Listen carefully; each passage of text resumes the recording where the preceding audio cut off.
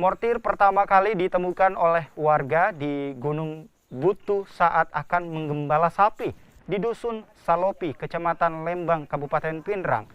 Mengetahui adanya penemuan mortir, personil Koramil langsung mengamankan mortir tersebut dari warga.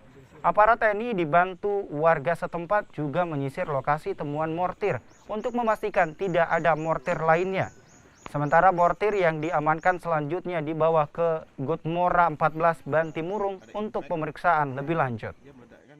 Menindaklanjuti perintah dari Bapak Dandim 1404 Pindrang terkait dengan penemuan satu pucuk mortir ya. Dengan demikian langkah pertama kami lakukan adalah berkoordinasi dengan satuan terkait tentang penemuan tersebut untuk tindak lanjutnya, dan hari ini agendanya adalah penyerahan dari mortir tersebut kepada pihak Denpal karena ini merupakan suatu tindakan untuk pengamanan ya. Untuk kedepannya nanti sambil berkoordinasi dengan satuan terkait untuk langkah selanjutnya, karena langkah ini sudah dilaksanakan sterilisasi di lapangan dan selanjutnya barang bukti ini untuk diserahkan ke komando atas.